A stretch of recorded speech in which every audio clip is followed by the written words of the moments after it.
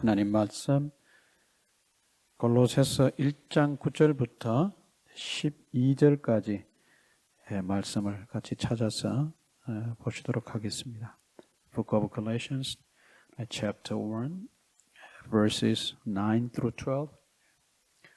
골로새서 1장 9절에서 12절 말씀. 뜻을 생각하시면서 천천히 같이 읽으시겠습니다. 시작. 이로써 우리도 듣던 날부터 너희를 위하여 기도하기를 그치지 아니하고 구하노니 너희로 하여금 모든 신령한 지혜와 총명에 하나님의 뜻을 아는 것으로 채우게 하시고 주께 합당하게 행하여 범사에 기쁘시게 하고 모든 선한 일에 열매를 맺게 하시며 하나님을 아는 것에 자라게 하시고 그 영광의 힘을 따라 모든 능력으로 능하게 하시며 기쁨으로 모든 견딤과 오래 참음에 이르게 하시고 우리로 하여금 빛 가운데서 성도의 기업의 부분을 얻기에 합당하게 하신 아버지께 감사하게 하시기를 원하노라. 아멘. 쭉쭉 이어지고 중간에 그 중요한 내용을 꾸며주는, 수식해주는 어떤 그 부사절이 중간중간 나와 있기 때문에 아주 핵심적인 그런 내용을 한눈에 탁 파악하기는 쉽지는 않습니다. 그냥 오늘 읽은 말씀을 딱 요약한다면 그것입니다. 우리가 하나님의 그 능력을 힘입어서 선한 일의 열매를 잘 맺게 하는 그런 삶을 삶으로 궁극적으로는 하나님을 기쁘시게 하는 것이다. 단말로 말하면 하나님을 기쁘시게 하는 삶을 살도록 사도 바울이 기도한다. 그렇게 보시면은 전체적인 내용이 딱 이렇게 정리가 좀 되시리라 생각을 합니다. 어떤 학자가 이제 정리한 것을 보니까 그분은 이렇게 요약을 했어요.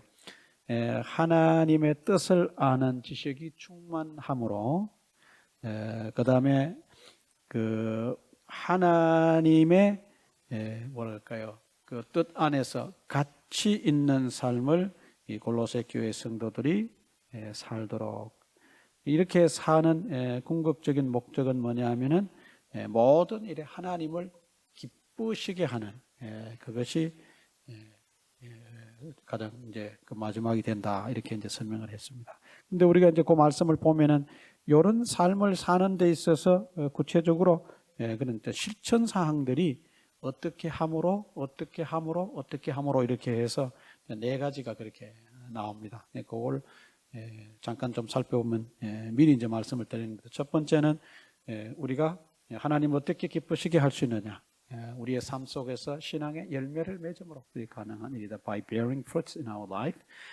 이제 두 번째는 우리가 어떻게 그런 삶을 살 수 있느냐. 하나님을 아는 지식이 뭐라 그럴까요?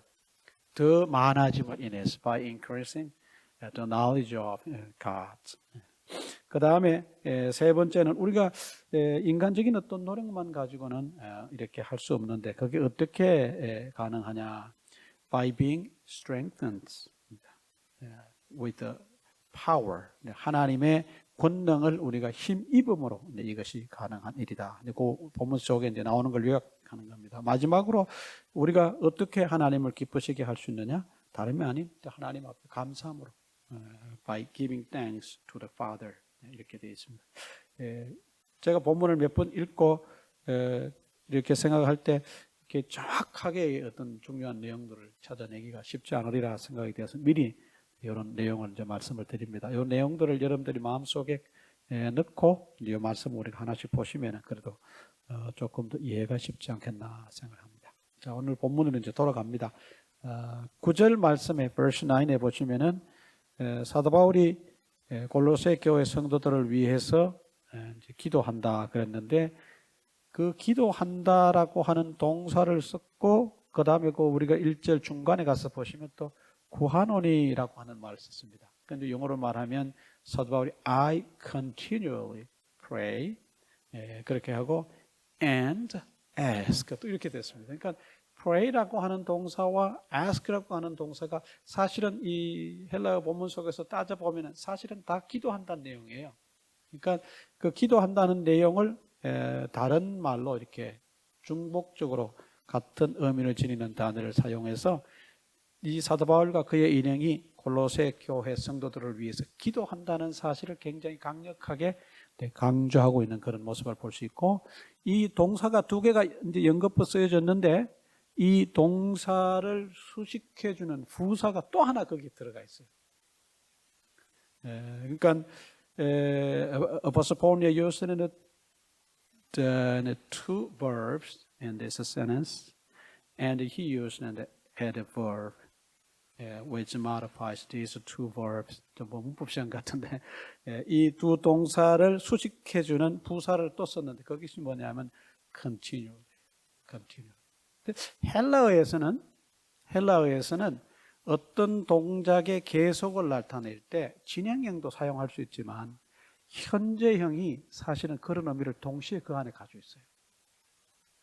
그러니까 사도 바울이 여기에서 사용한 그 기도한다라고 하는 단어 pray와 또 같은 이제 뜻을 지닌 다른 단어인 영어로 말하면 ask라고 하는 단어, 이 단어들은 사실은 현재형으로 사용해서 자기 자신이 기도하는 일을 계속하고 있다는 것을 이미 이 두 단어를 통해서 이미 나타내 보여줬습니다. 그런데 여기에 plus additional, in addition to these two verbs, 여기에다가 the adverb continually를 또 썼어요.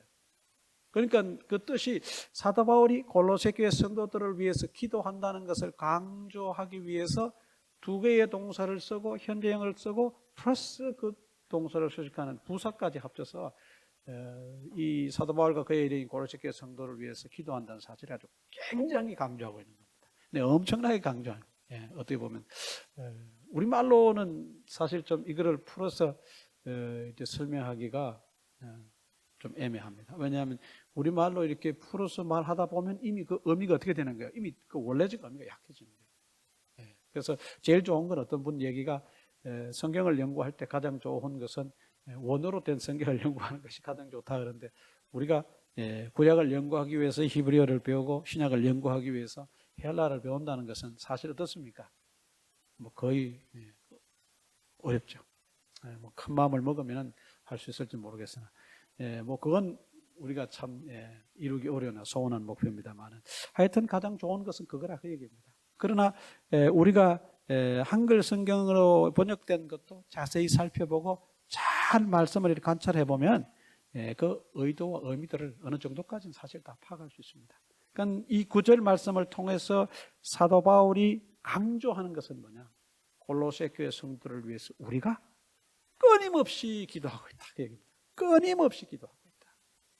아주 굉장히 강력한 표현입니다. 두 개의 동사를 쓰고 그걸 수식하는 부사를 더 덧붙임으로 인해서 항상 끊임없이 골로새 교회 성도들을 위해서 기도하는 자신들의 모습을 거기에서 이렇게 밝혀놓고 있습니다. 그러면 사도 바울이 뭐를 그렇게 끊임없이 이 골로새 교회 성도들을 위해서 기도하냐? 그것이 이제 아까 이미 그냥 간단하게 말씀드린 것처럼 보시면은 9절 후반절에 보면은 모든 신령한 지혜와 총명에 하나님의 뜻을 아는 것으로 채우게 하시고 그랬습니다. 그러니까 하나님의 뜻을 아는 지식이 너희 안에 충만하기를 위해서 기도한다. 다른 말로 좀 바꿔 말씀드리면 하나님의 뜻을 아는 지식이 너희 안에 충만해지기를 위해서 기도한다. 하나님의 뜻을 아는 것. 우리가 성경을 읽을 때 늘 궁금하게 생각하는 것 중에 하나가 뭐냐 하면 나를 위한 하나님의 뜻이 무엇이냐, 나를 향한 하나님의 뜻이 무엇이냐. 그렇죠? What is God's will for me? 이제 우리가 늘 성경을 읽을 때 뭐 그런 생각을 하고 성경을 읽습니다. 그리고 우리가 신앙생활 할 때도 뭐 평상시에는 우리가 잘 생각하지 않습니다만은 어떤 큰 일이 닥친다든지 내가 뭔가 어떤 그 뭐랄까요 빅 디시전을 해야 될 때, 이럴 때 늘 우리가 기도하는 것 중에 하나가 뭡니까? 하나님의 뜻이 무엇입니까? 하나님의 뜻이 무엇입니까? 그러니까 하나님의 뜻은 성경에서도 여러 번에 걸쳐서 이렇게 나오는 것이고, 우리의 삶 속의 현실 생활, 실제적 신앙 생활 가운데서도 우리가 늘 대면하는 중요한 이슈 중에 하나가 하나님의 뜻이다. 그러니까 이 골로새 교회 성도들이 우리가 지난번 본 3절부터 8절 말씀에 사도 바울이 얘기하기를 신앙생활을 잘한다 그러죠. 믿음과 사랑과 소망 가운데 그들이 하나님의 말씀을 잘 실천하고 신앙생활을 잘하고 있다고 이미 전제하고 그들을 그 말씀 속에서 칭찬을 했습니다. 그 가운데 그들이 신앙생활을 잘한다고 하는 것을 이제 감사하고 칭찬하는 것이 근거가 되어서 그들의 어떤 아주 모범적인 신앙생활을 바라볼 때 여기에 덧붙였으면 좋겠다. 신앙생활을 잘하는 그들에게 플러스 알파가 하나 더 있으면 좋겠다. 그게 뭐냐? 하나님의 뜻을 아는 지식이 충만하면 좋겠다. 하나님의 뜻을 아는 지식이 충만하면 좋겠다. The knowledge of God's will. 이것이 그들에게 충만하면 좋겠다. 한번 여러분 잘 생각해 보시길 바랍니다. 우리가 신앙생활을 하면서 어떤 일이라든지 내 인생의 어떤 여정 속에 나를 향한 하나님의 뜻이 무엇입니까? 이렇게 우리가 진지하게 이렇게 사실은 고민을 잘 안 하고 신앙생활을 할 때가 사실 더 많아요. 우리가 하루 일과를 이렇게 쭉 지나면서 하루하루 삶을 살아가면서 하나님 오늘 하루 내가 살아가면서 오늘 하루를 사는 나에게 하나님 어떤 뜻을 가지고 계십니까? 이렇게 진지하게 우리가 고민할 때가 잘 없어요, 사실은. 바쁘게 살다 보니까 그냥 아침에 눈 떠서 뭐 출근하고 또 혹은 뭐 내 정해진 어떤 루틴을 따라서 쭉 생활하다 보면 하나님의 뜻이고 뭐예요? 그냥 내 뜻만 그냥 찾는 거예요, 내 뜻만. 이거 이렇게 해야지, 저렇게 해야지, 이거 해야 되네, 저거 해야 되네. 이렇게 일을 찾아서 내 앞에 닥친 어떤 당면 과제들을 해결해 나가려고 하면은 그 가운데서 하나님의 뜻을 깊이 고민하고 생각하기가 사실 어렵습니다. 사실 어려워요. 근데 사도 바울은 신앙생활을 잘하는 그들에게 있어서 정말 그 모범적 신앙생활 속에서도 이런 것이 있어야 된다. 그것은 뭐냐? 하나님의 뜻을 아는 지식이 충만해지는 일이다. 그렇습니다. 그러면서 이 하나님의 그 뜻을 아는 지식이 충만하게 되는 것은 그 지식 자체가 그냥 하나님의 뜻을 아는 것만으로 멈추지 않고 그것이 바탕이 되고 그것이 스테핑 스톤이 돼서 한 단계 더 나아가게 되는데 move forward 하게 되는데 그 목적이 뭐냐? 10절 말씀에 미리 얘기하고 있습니다. 주께 합당하게 행하여 범사에 기쁘시게 하고. 누구를 기쁘시게 하는 거예요? 하나님을 기쁘시게 하는 거예요. 그러니까 사도 바울이 9절 말씀에서 하나님의 뜻을 아는 지식이 충만해져야 되는데 그 목적이 뭐냐? 그 지식이 충만해져야 되는 목적이 뭐냐? 모든 일에 하나님을 기쁘시게 하는 것이 목적이에요. The ultimate purpose of the knowing God's will in our life is to please Him. 하나님을 기쁘시게 하는 겁니다. 그러니까 인생 최대의 목표가 뭐냐? 하나님을 기쁘시게 하는 겁니다. 사도 바울이 여기서만 이 얘기를 하는 것은 아닙니다. 여러분 잘 아시는 대로 로마서 12장 2절 말씀에도 이런 말씀이 나오죠. 그렇죠.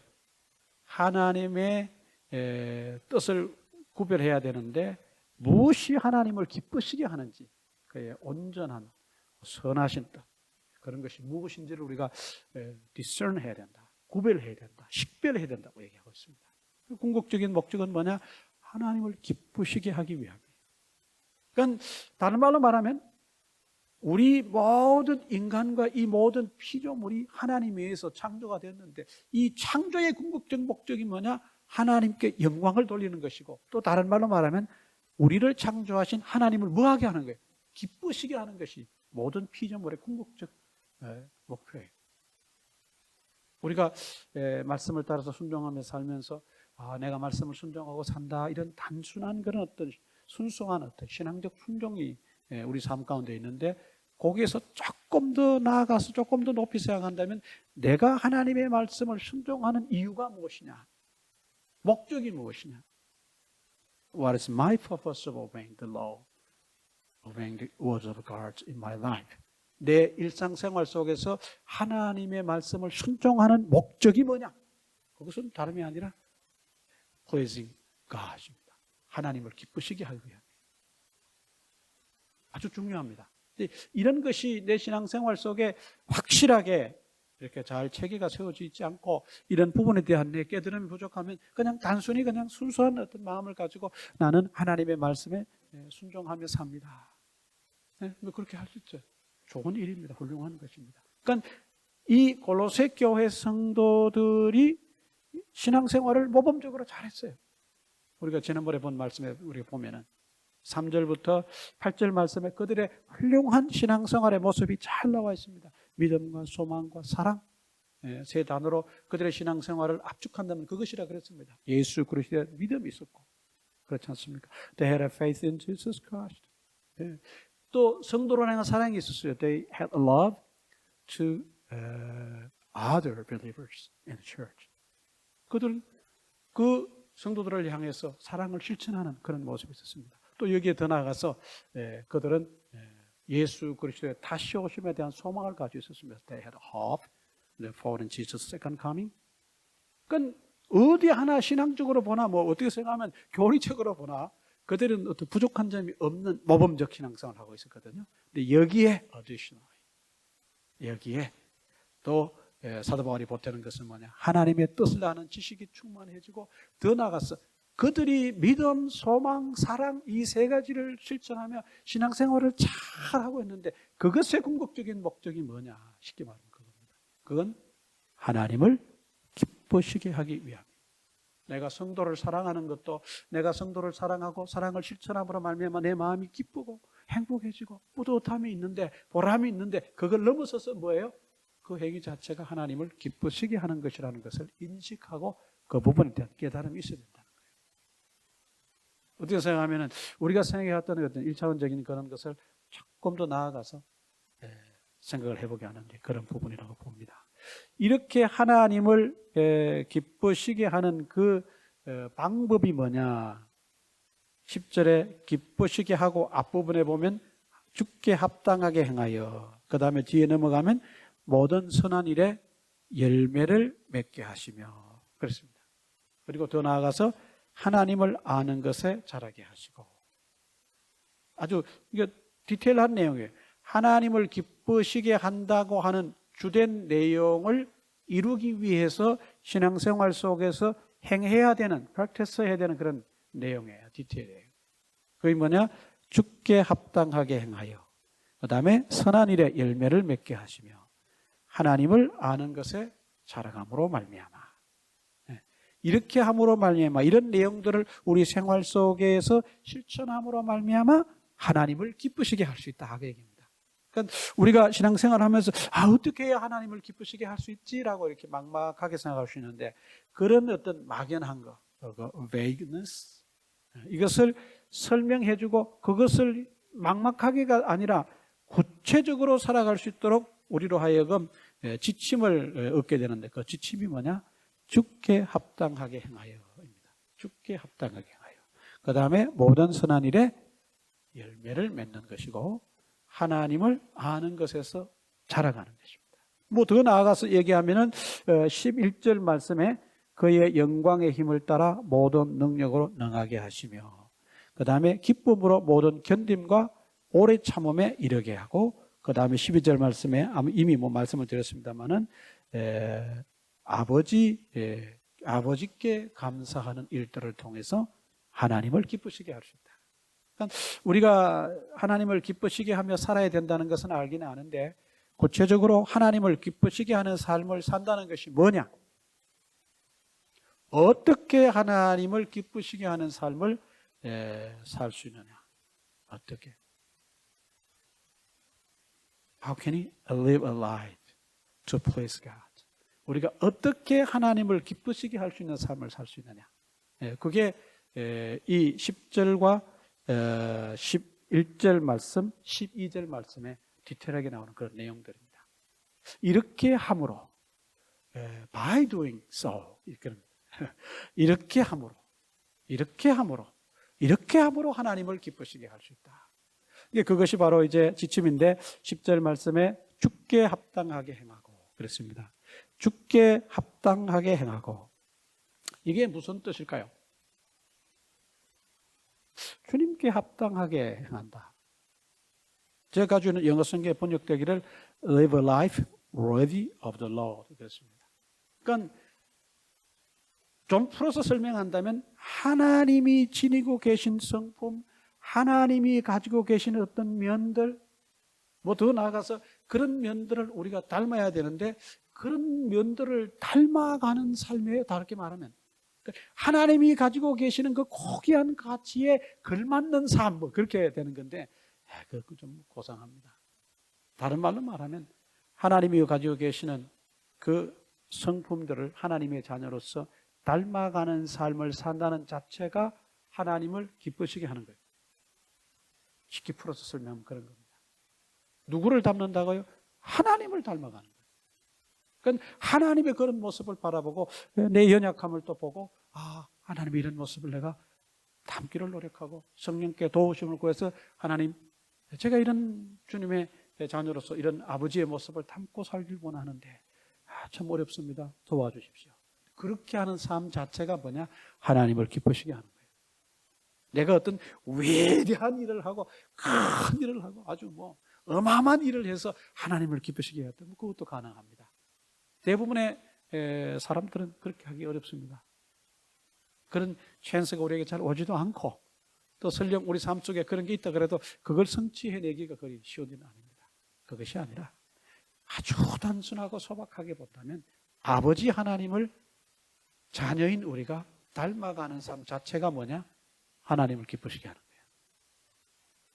네. 한번 여러분 잘 생각해 보시기 바랍니다. 두 번째 보면은 모든 선한 일에 열매를 맺게 하시며 그런데 그러니까 우리의 삶 가운데 열매를 맺는 뭐 다른 말로 말하면 이것은 우리가 지난번에 이미 갈라디아서를 했습니다만 갈라디아서 5장 23절, 22절, 23절 그 이하에 나오는 성령의 열매 아마 여러분들이 잘 생각하실 겁니다. 그거와 연관지어서 생각해도 틀린 말은 아닙니다. 그러니까 성령의 열매를 맺는 삶 제가 지난번에 말씀드릴 때 골로새서에서는 성령님의 역사에 대한 성령님의 사역에 대한 언급이 그렇게 많지 않다 그랬어요. 대신에 예수님의 그 우월하심, the supremacy of Jesus Christ 그것은 굉장히 여러 번에 걸쳐서 강조가 되고 있어요.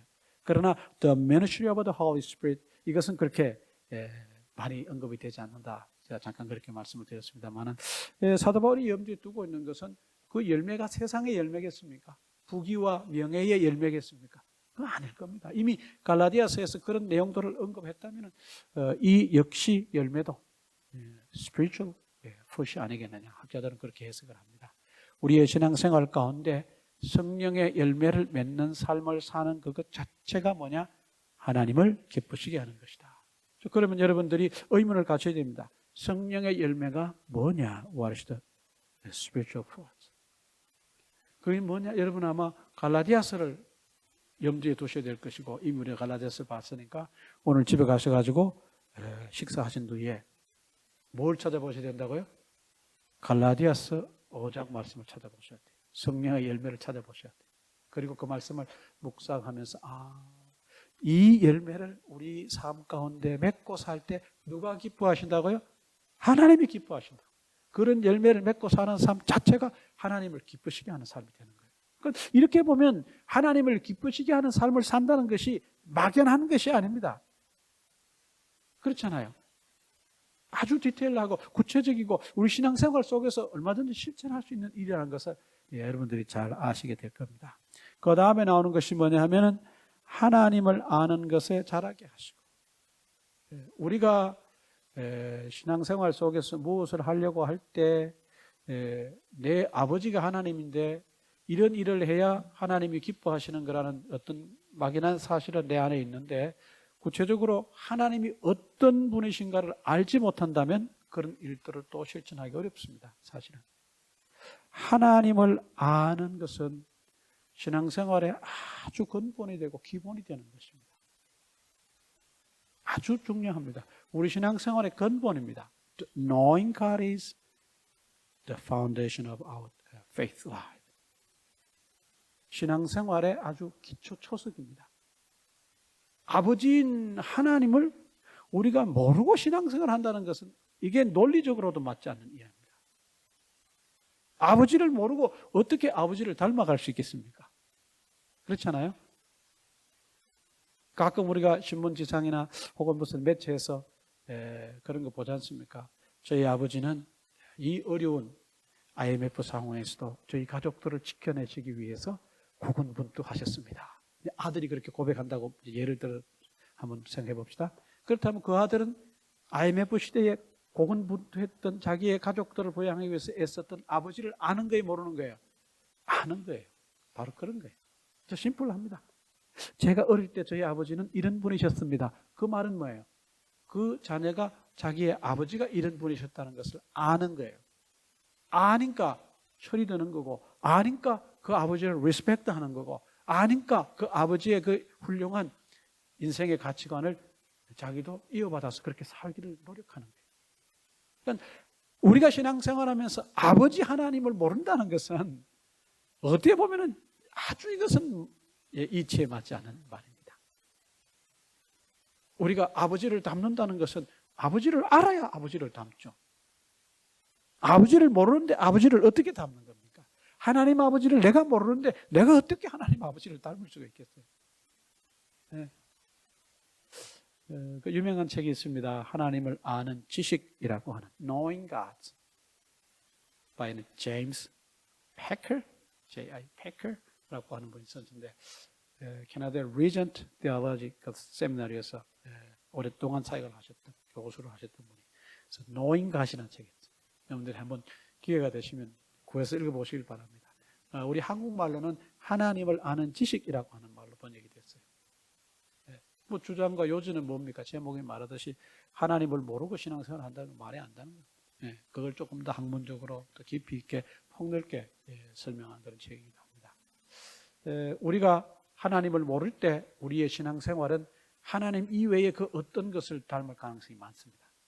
하나님 이외의 그 어떤 존재를 닮을 수 있어요. 그러나 우리가 하나님을 알면 알수록 깊이 알고 넓게 알면 알수록 우리는 하나님을 그래도 더 닮은 신앙인들이 될 수가 있다. 저는 그렇게 믿습니다. 여러분, 하나님을 아셔야 됩니다.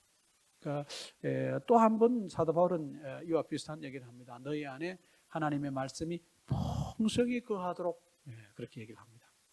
그러니까 하나님의 말씀이 우리 안에 풍성히 거한 그렇게 거하기를 원하는 목적은 뭐예요? 하나님을 잘 아는 것입니다. 하나님의 말씀을 알 때 하나님을 알게 됩니다. 하나님의 말씀을 모르면 하나님을 알 수 없다. 그 얘기입니다. 그러니까 우리가 말씀을 통해서 하나님을 아는 일에 자라야 된다. 하나님을 알아가야 된다. 그렇습니다.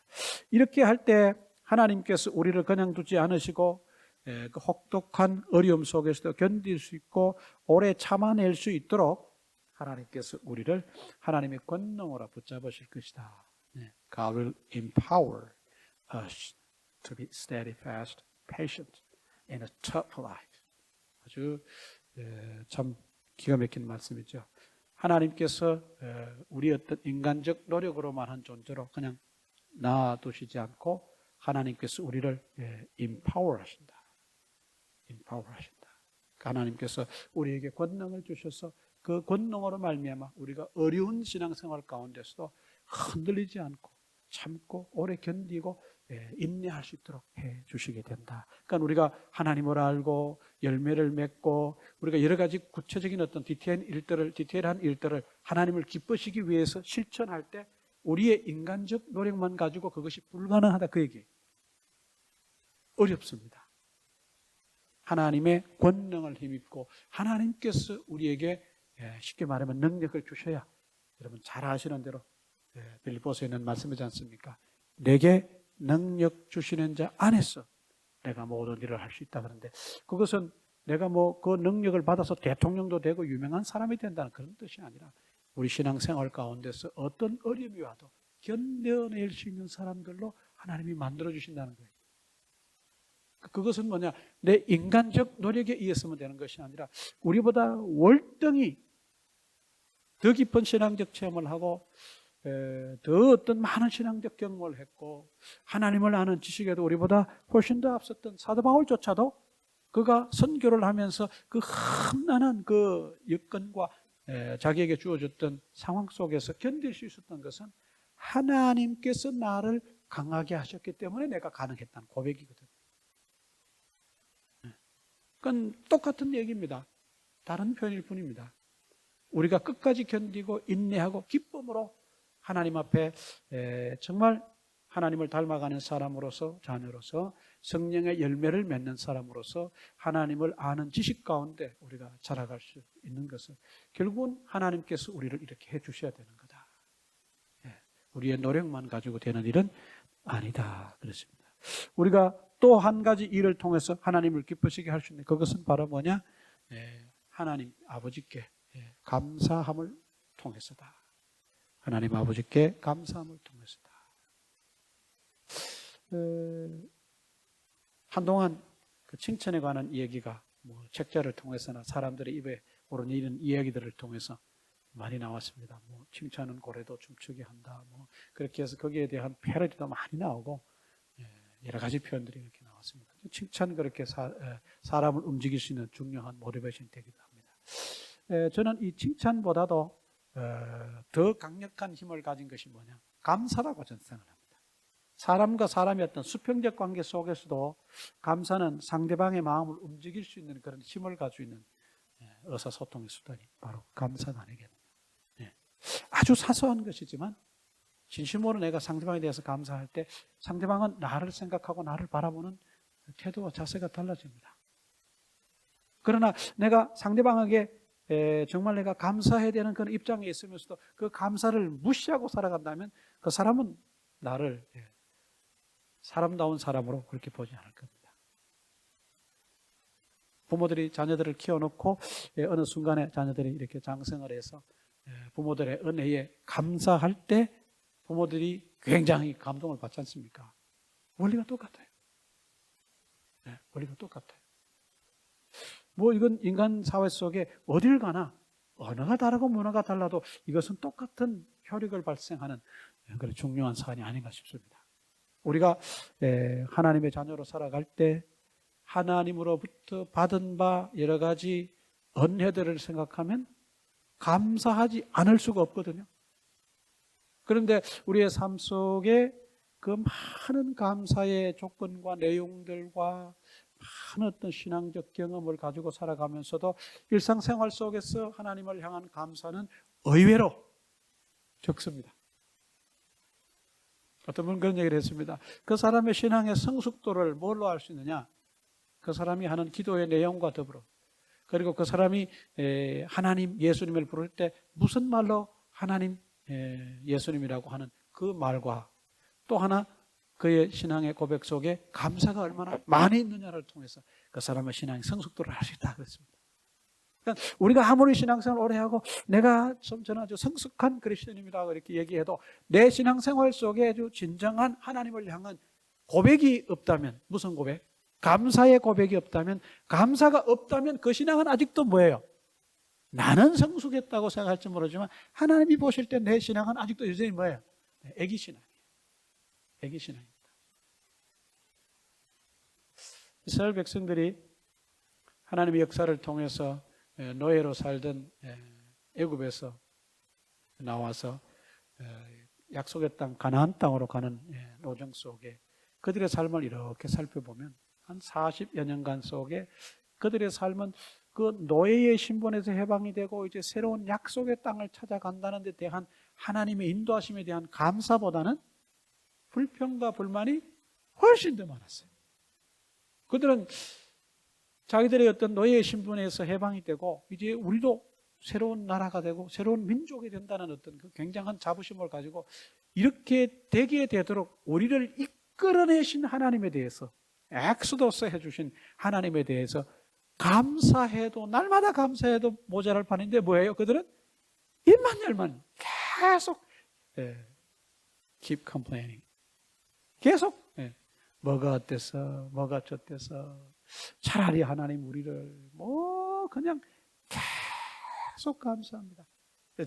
불평하고 불만합니다. 감사를 찾아볼 수가 없어요. 그들의 그 어떤 그 강야 여정 노정 속에 보면 우리가 그래서 그들을 이스라엘 사람들 참 해도 너무한다 그렇게 욕을 하고 흉을 봅니다만은 그 흉보는 우리의 신앙생활 속에도 감사가 없기는 마찬가지요.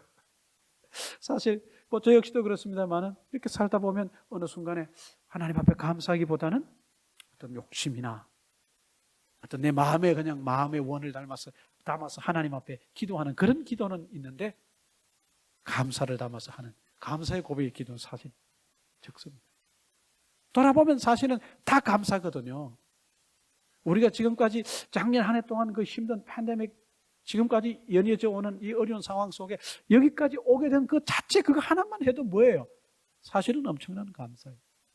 뭐 남과 비교하고 이런 걸 떠나서 그냥 내 자체 우리 개인 자체의 삶 하나님 어려운 상황 가운데 경제적으로도 어려웠고 정신적으로도 어려웠고 신앙을 지켜낸다는 것 자체도 어려웠는데 여기 오늘 이 자리 이 시간에 이 순간에 5월 첫째 주 예배를 드리기까지 이 현장에 오게 된 것 자체는 뭐예요? 냉정하게 생각하면 그거는 감사 엄청난 감사예요.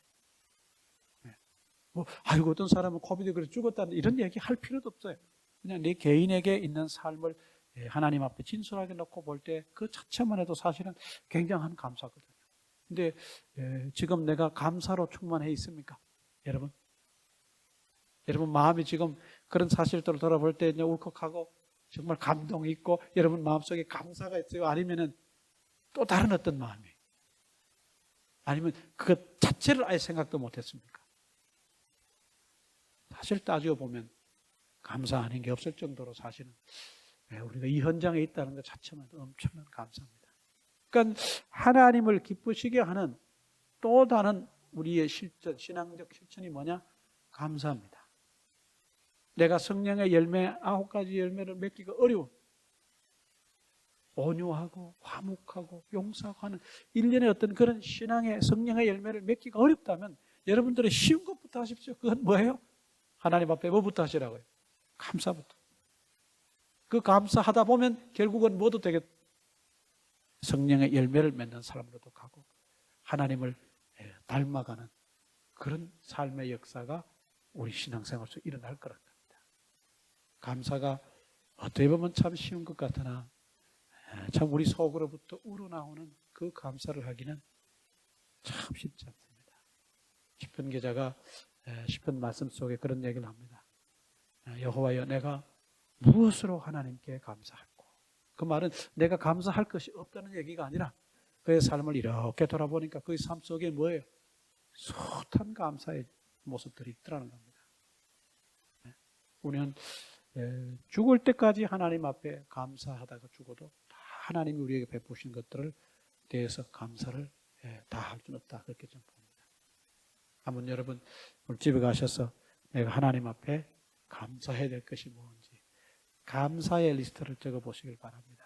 어떤 분들은 직장을 그만두면서 나머지 내 인생에 내가 한번 꼭 실현해봐야 될 버켓 리스트를 적는다 그러는데 세상에 예수 안 믿는 사람들도 자기의 인생의 목표를 가지고 해보지 않았던 버켓 리스트를 작성한다는데 우리 예수 믿는 사람들은 그런 버켓 리스트가 아니라 뭐예요?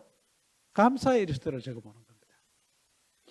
한번 여러분 오늘 집에 가셔서 조용히 하나님 앞에 여러분들이 서서 내가 신앙생활을 하면서 지금까지 여기까지 오면서 하나님 앞에 감사해야 될 리스트가 무엇이 있을까? 한번 리스트를 하나하나 해보시길 바랍니다. 그리고 내가 감사해야 되는데 감사하지 않은 것이 뭐가 있는지 한번 더블 체크를 해보시기 바랍니다. 여러분 신앙생활이 달라지고 여러분과 하나님의 관계가 그 순간 달라지게 될 겁니다. 그래서 사도 바울은 믿음과 사랑과 소망 가운데 훌륭한 복음 생활하는 그들을 향해서 뭐를 요청했느냐? 너희가 하나님을 기쁘시게 해야 되는데 그 하나님을 기쁘시게 하는 그 또 다른 실천상이 뭐냐? 하나님 앞에 감사하는 것이다. 그랬습니다. 오늘 이렇게 하나님을 기쁘시게 하는 골로새 교회 성도들을 위해서 어떻게 하면 그들이 하나님 앞에 하나님을 기쁘시게 하는 삶을 살 수 있을까라고 고민하면서 그 어떤 세부적 실천 사항들을 놓고 사도 바울이 기도하면서 또 우리가 그의 그 말씀을 통해서 우리가 구체적으로 실천 사항들을 이렇게 살펴보면서 우리가 어떻게 하나님을 기쁘시게 하는 삶을 살 수 있을까 이렇게 생각을 해보았습니다. 여러분 다시 한번 잘 오늘 말씀을 묵상하시고 한 주간 살면서 어떻게 하면 내가 하나님을 기쁘시게 할 수 있을까? 내가 매일 하나님 앞에 하나님을 기쁘시게 할 수 있는 삶을 내가 실천하게 됐다면 일주일에 한 번씩이라도. 그리고 이제 더 나아가서 하루에 한 가지씩. 여러분 나름대로 목표를 정하시고 하나님을 기쁘시게 하는 삶을 사시는 여러분들 되시기를 바랍니다. 기도하겠습니다. 하나님 아버지, 사도 바울의 골로새 교회 성도들이 모범적 믿음 생활을 하고 있으나 하나님을 기쁘시게 하는 삶을 살게 하기 위한 그 아주 구체적인 사항들을 놓고 기도하는 말씀을 통해서 우리가 어떻게 하면 하나님을 기쁘시게 할 수 있는 삶을 살 수 있을까 또 다시 한번 살펴봅니다. 구체적인 실천 사항들을 우리의 마음에 새기고 또 그런 내용들을 하나하나 우리가 실천해 나가면서 하나님을 기쁘시게 하는 삶을 살 수 있도록 참 저희들의 삶을 도와주시고 성령께서 이끌어 주시고 역사해 주시기를 원합니다.